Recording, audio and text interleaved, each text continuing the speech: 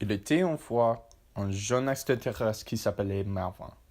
Il habitait à Floju, une ville massive sur la planète K 137 dans une galaxie très éloignée de la nôtre. Un jour, Marvin se réveillait et prit le petit déjeuner avec sa mère. C'était juste eu deux, depuis que le père de Marvin était disparu pour une raison mystérieuse quand Marvin n'était qu'un bébé. Chaque fois que Marvin demandait à sa mère ce qui s'était passé avec son père, elle lui répondait: Je te le dirai quand tu seras prêt, mon chéri, mais pas aujourd'hui. Il répondait alors: D'accord, maman. Prendre la mère de Marvin, travaillait dur chaque jour pendant la semaine. Malgré tout, la famille restait très pauvre. Comme beaucoup d'autres qui habitaient à Floju, Prone travaillait dans la mine de cristal. C'était une occupation très laboureuse, mais nécessaire parce que ces cristaux servaient de source d'énergie pour toute la ville. Après que les deux eurent fini leur petit déjeuner, Prone transporta Marvin au lycée dans sa vieille voiture volante. Tous les autres élèves avaient acquis le nouveau porte-pistolet qui pouvait transporter une personne d'un endroit à un autre immédiatement. Fréquemment, les autres élèves se moquaient de Marvin parce qu'il utilisait encore une voiture volante pour venir au lycée. Cette technologie était devenue dépassée. « Oh là là, quelle belle voiture, Marvin !» remarqua un élève. « Ça fait une leçon d'histoire ici dans le parc de stationnement.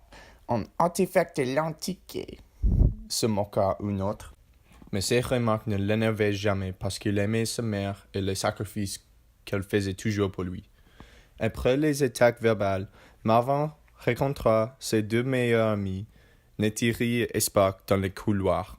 « Ne t'inquiète pas de ça, » dit Neytiri à Marvin. « Oublie-les.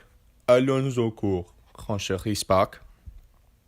Marvin, Neytiri et Spock avaient amis depuis leur tendre enfance. Ils partageaient la même passion, les planches flotteuses. Chaque jour au lycée, pendant la pause du déjeuner, les trois amis mangeaient dans un parc abandonné juste à côté de Floju pour utiliser leurs planches flotteuses. Ce jour-là n'était pas différent. Après que les trois amis eurent fini leur cours avec beaucoup de souffrance, ils partirent très rapidement au parc abandonné. Initialement, la session se déroula comme à la normale. Les trois commenceront des acrobaties sur leur planche pour améliorer leur talent dans ce sport. Un jour, je vais être le meilleur du monde en planche flotteuse, réfléchit Marvin. Pas si j'aime pas le titre, lui répondit Neytiri. Spock ne s'intéressa pas à la conversation parce qu'il se concentrait sur le ciel avec un air grave sur le visage. « Ça va, Spock ?» se moqua Marvin avec un rire. « Entendez-vous ça ?» demanda Spock. À ce moment-là, les trois amis regardaient le ciel ensemble quand, tout à coup, des centaines de vaisseaux spatiaux descendirent par l'atmosphère extérieure. « Que se passe-t-il ?» demanda Neytiri. « Je n'en ai aucune idée, » répondit Spock.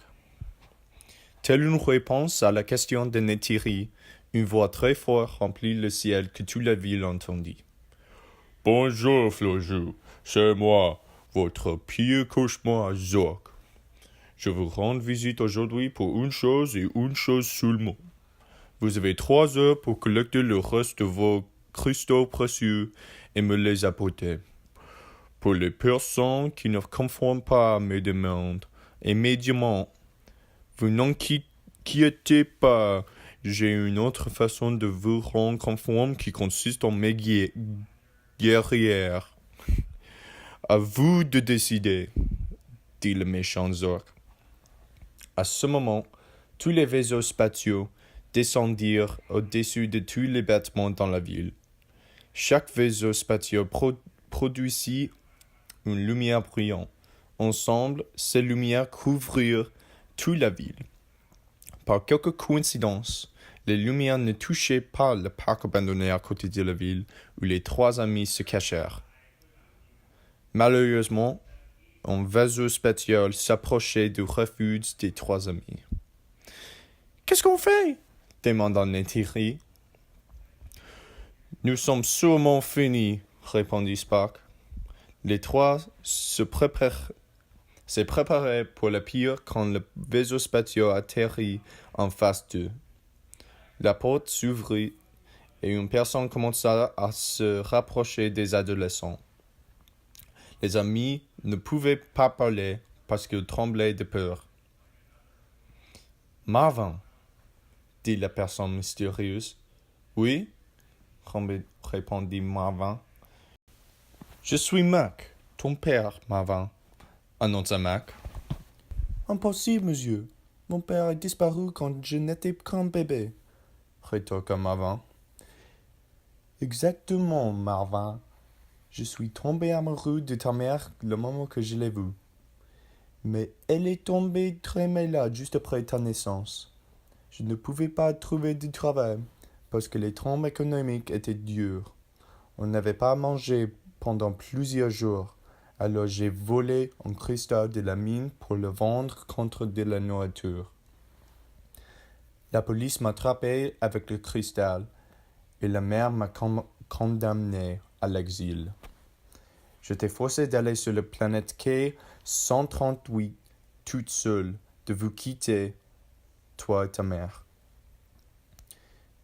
Mais je ne t'ai jamais oublié et j'ai été souvent regardé avec ces lunettes qui me permettent de voir à travers la galaxie, expliqua Mac.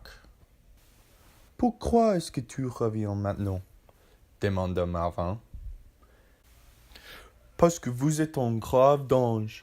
Toute la ville est sous hypnose en raison de ces lumières brillantes.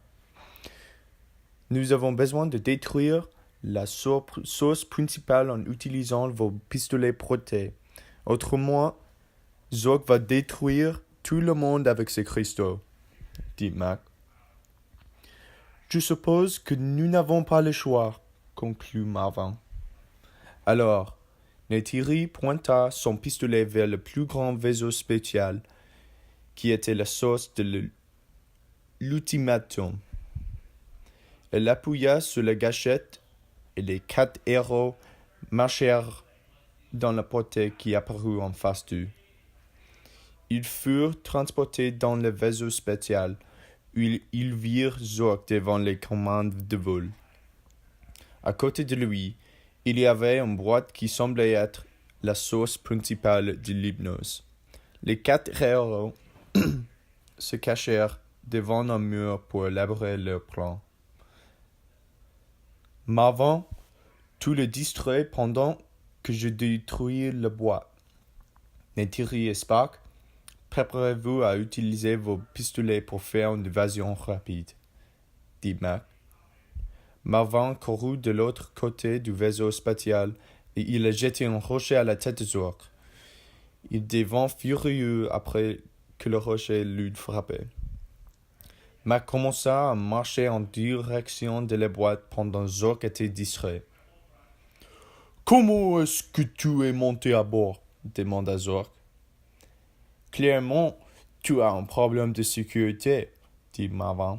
« Comment est-ce que tu es monté à bord ?» demanda Zork plus agité pendant que ses guerriers le retournaient.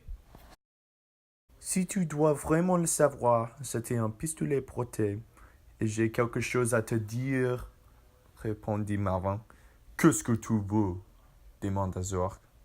À ce moment-là, Mac commença à frapper de toute sa force la boîte avec la planche flotteuse de Marvin. Non! Cria Zork. Mais c'était trop tard pour lui. La boîte se détruisit avant qu'il pût arrêter Mac et les lumières brillantes disparurent. Tout à coup, tous les guerriers de Zork libèrent Mac et la ville retourna à la normale. Qu'est-ce qui s'est passé? demanda un des guerriers. Nous étions hypnotisés par lui-là, Répondit un autre guerrier. Oui, tu as raison. Attrape-le, Dit le premier guerrier. Avant que les 4 héros puissent voir le destin de Zork, Neytiri pointa rapidement son pistolet protégé vers la ville et les retourna sur leur planète. Les 4 se mirent à chercher Bron. Ils la trouvèrent en train de sortir de la cristallerie avec un sens de confusion sur son visage. « Maman !» s'écria Marvin pendant qu'il courait vers elle. « Est-ce que tout va bien ?»« Oui, Marvin. Qu'est-ce qui est arrivé? demanda Bron. Mes amis et moi venons de sauver la planète du méchant Zork avec l'aide de mon père. Les yeux de Bron devinrent très ouverts et grands quand elle leva la tête pour voir son mari debout devant elle. Avant qu'ils puissent se parler les uns aux autres, un vaisseau spatial fédéral se posa juste devant la famille. La porte s'ouvrit et la mère de Floggy en sortit avec plusieurs de ses guerriers. Mec, tu es en état d'arrestation pour avoir violé ta période d'exil. Je t'ai trouvé avec la puce qui me notifiait de ta localisation, dit la mère. Mais je viens de sauver la planète. Ça n'est pas juste, exprima Neytiri. Si on n'était pas revenu, toute la planète aurait été détruite à cause de Zork, expliqua Spock.